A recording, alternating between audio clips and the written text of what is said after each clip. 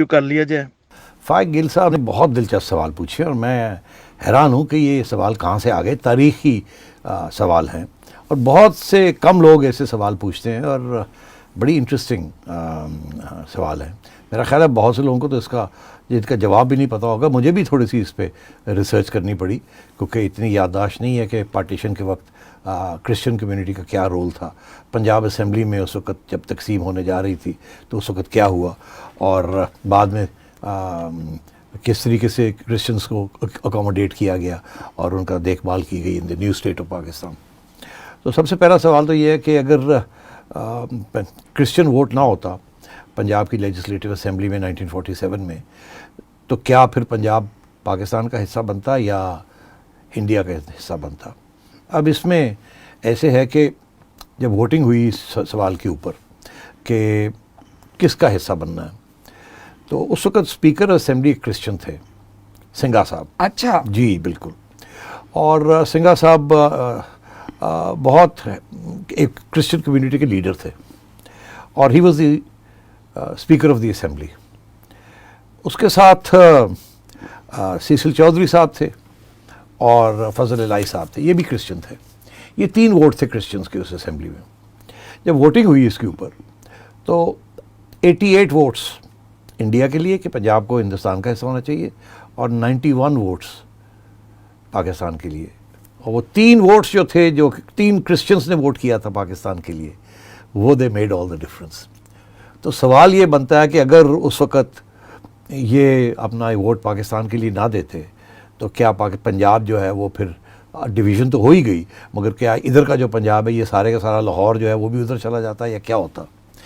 چلے وہ تو واٹ ایف کا مسئلہ ہے. مگر دلچسپ بات یہ ہے کہ جب سنگھا صاحب اسمبلی آ رہے تھے اس ووٹ کے لیے تو راستے میں ان کو ماسٹر تارا سنگھ ملے جو کہ سکھ کمیونٹی کے ریپرزینٹیو تھے اور کھڑے ہو کے انہوں نے اسمبلی کے اندر لمبی چوڑی اسپیچ دی. اور جب سنگھا صاحب نے کہا نہیں تو ہم تو ووٹ ڈالیں گے پاکستان کے لیے تو اس وقت جب اسمبلی میں بات ہو رہی تھی تو انہوں نے اپنا کرپان نکال کے اور دھمکی بھی دی کہ جی ہم کیسے یہاں خون ہو جائے گا، یہ ہو جائے گا، وہ ہو جائے گا. مگر بہرحال ٹھنڈا کر دیا گیا سب کو اور پھر ووٹنگ ہوئی اور these 3 Christians they voted for کہ پنجاب پاکستان کا حصہ ہوگا. نہیں تو پتہ نہیں کیا ہو سکتا تھا. تو پہلی بات تو یہ ہے کہ we owe a debt of gratitude to those 3 Christians.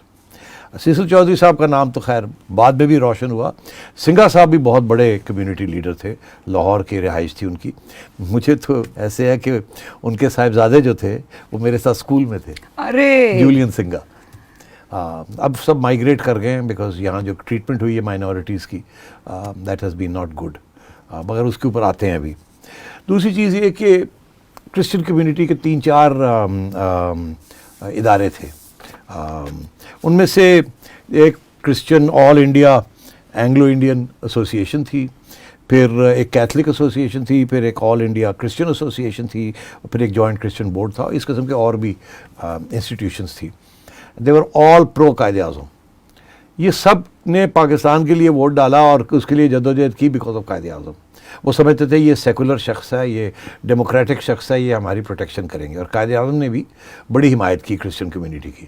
یاد رہے کہ ڈان کا جو پہلا ایڈیٹر تھا، کیونکہ ڈان اخبار جو ہے وہ قائد اعظم نے فاؤنڈ کی تھی، تو ڈان کا جو پہلا ایڈیٹر تھا وہ پٹھان جوزف. وہ he was the first editor of Dawn. اس کو قائد اعظم صاحب نے وہ کرسچن تھے. وہ کرسچن تھے اس لیے. اور اس کے بعد بھی ایک اور کرسچن بنے، وہ بھی قائد اعظم نے ان کو لگایا تھا. اسی طریقے کے ساتھ قائد اعظم کی بڑی دوستی تھی جو اس وقت ایمبیسڈر تھے انڈیا کے لنڈن، وہ بھی ایک کرسچن تھے. ان کے ساتھ بھی بڑی دوستی تھی اور جب بھی قائد اعظم وہاں جاتے تھے تو ان کے ساتھ بڑی دوستی تھی اور وہ بڑی حمایت کرتے تھے قائد اعظم کا جو موقف تھا. پھر کرسچنز نے بہت امپورٹنٹ رول وہاں. جب نہرو صاحب کی رپورٹ آئی آن مائنورٹیز اور کس نے کیا ہونا ہے اور کیا نہیں ہونا تو قائد اعظم نے اس کو ریجیکٹ کر دیا تھا کہ کس قسم کی اسٹیٹ بنے گی ہندوستان میں. This is before the partition question کے وہاں پر قائد اعظم صاحب نے پھر 24 پوائنٹ ایجنڈا ایک دیا تھا. اس وقت بھی نہرو صاحب کو سپورٹ نہیں کیا کرسچنس کے لیڈرز نے اور قائد اعظم کو سپورٹ کیا. تو at every stage Christian community کا بہت بڑا رول رہا ہے in the freedom movement and in the movement for Pakistan. جب باؤنڈری کمیشن دیکھ رہی تھی کہ جی کون سی چیز کہاں ہوگی، یہ ادھر ہوگا یہ ادھر ہوگا، تو اس وقت بھی دو تین ایسے ایسے علاقے تھے جہاں کے کرسچن کمیونٹی کے لوگ خود پہنچے, انہوں نے پریزنٹیشنز کی اور وہاں آرگیو کیا کہ نہیں یہ جو جگہ ہے یہ ادھر کی نہیں, ادھر کی نہیں, یہ پاکستان کا حصہ ہوگی, and so on and so forth. تو بہت سے اس قسم کے بہت سے ایگزامپلز ہیں. اور اس کے بعد بھی, پارٹیشن کے بعد بھی کرسچن کمیونٹی نے بہت اہم رول ادا کیا. وہاں آپ کے پاکستان ایئر فورس کے first chief was a Christian, آپ کے چیف جسٹس جنہوں نے آئین بنائی آپ کی, جسٹس کارنیلیس, وہ بھی کرسچن تھے. پاکستان کے 65 وار میں آپ نے بہت سے نام سنے ہوں گے آف فائٹر پائلٹس جنہوں نے بہت اہم رول ادا کیا, اینڈ سو آن. تو میں یہ سمجھتا ہوں کہ کرسچن کمیونٹی کا بہت امپورٹنٹ رول رہا ہے in the Pakistan movement and in support of Quaid Azam. اور آخر میں اسی پوائنٹ کے اوپر کرسچن کمیونٹی کا بہت اہم رول ہے in the education system of Pakistan, pre partition and post partition. سب ہمارے سیاسی لیڈرز جنہوں نے فریڈم کے لیے لڑے, they were all educated, most of them, اور main important ones in Christian institutions. سب سے پریمیئر انسٹیٹیوشنز کون سی تھی؟ لارنس کالج گھوڑا گلی, Murray college in Sialkot, Edwardes college in Peshawar, F C college in Lahore. ٹھیک, اور دس از وائی ہر جگہ پہ they had a big college اور ریپیوٹیڈ انسٹیٹیوشن. اس کے علاوہ سب سے امپورٹنٹ ڈیولپمنٹ یہ تھی کہ کرسچن کمیونٹی پہلی کمیونٹی تھی جس نے انگریزی سیکھی. ان کے جو لیڈرز تھے اور ان کے جو اسکولز تھے وہاں بھی جو پڑھائی جاتی تھی, کیونکہ وہ برٹش راج کے ساتھ ان کا بہت امپورٹنٹ تعلق تھا. تو انگلش کا استعمال کرنا اور تعلیم میں کرسچن لیڈرز جو تھے دے ور ان دا لیڈ.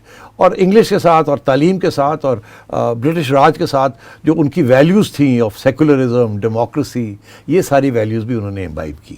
تو اگر آبجیکٹیو ریزولوشن جب آیا تو اس وقت سنگھا صاحب was the speaker of the Punjab assembly, partition کے بعد بھی وہ رہ گئے.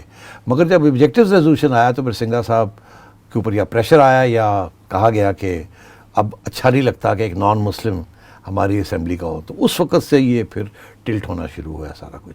سو ہی سے ٹھیک ہے, he resigned and then life went on and history became something else.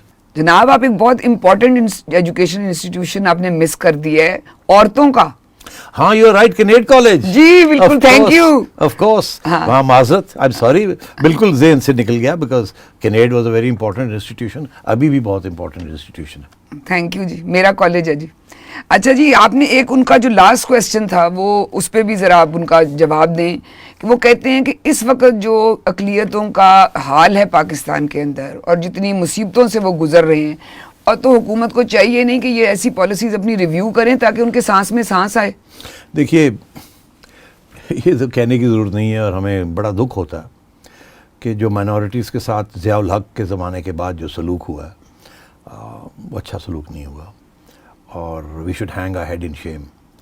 یہ وہ مائنورٹیز ہیں who played a very important role. Parsis تھے, کرسچنس تھے, ہندوز تھے, اور مائنورٹیز تھے. کرسچن کمیونٹی تو افورڈ کر سکتی تھی. ضیاء الحق کے زمانے کے بعد انہوں نے مائیگریٹ کرنا شروع کر دیا. کوئی کینیڈا چلے گئے, کوئی آسٹریلیا چلے گئے. اور لاہور کی وہ لائف تھی, ان کی انسٹیٹیوشنز اور ان کے اور جو ان کا پیار محبت تھی ود دا مسلم کمیونٹی. میں خود ایک کرسچن اسکول میں میری تعلیم ہوئی, اور سم آف مائی بیسٹ فرینڈس اور کرسچنز. جولین سنگھا کی میں بات کر رہا ہوں, مگر وہ بیچارے دب گئے آفٹر ضیاء الحق. اس وقت اتنی وہ ایک ماحول نیا بننا شروع ہو گیا تھا یہاں جس کے اندر مائنورٹیز ڈڈنٹ فیل پروٹیکٹڈ. اور وہ دن ہے اور آج کا دن ہے, وہ سانس لینا مشکل ہوا ان کے لیے. اور ہم تو یہی دعا کرتے ہیں کہ یہاں ایسی کوئی لیڈرشپ آئے اور ہماری مذہبی جماعتوں کو بھی اللہ تعالیٰ کو سمجھائے کہ مائنورٹیز کو ایسے نہیں ٹریٹ کرنا چاہیے, ان کو رائلٹی کی طرح ٹریٹ کرنا چاہیے. ہمارے حضور تو صلی اللہ علیہ وسلم وہ تو یہی کرتے تھے, مائنورٹیز کا بڑا پیار کرتے تھے, ان کی پروٹیکشن کرتے تھے. مگر unfortunately we as Muslims have failed, and یہ this reflects very badly on us. Royalty کی طرح ٹریٹ کریں نہ کریں, مگر کم از کم برابر شہری کی طرح تو ٹریٹ کریں جو ان کا حق ہے. بالکل صحیح کہہ رہے ہیں. اچھا جی, اب اگلے سوال پہ آتے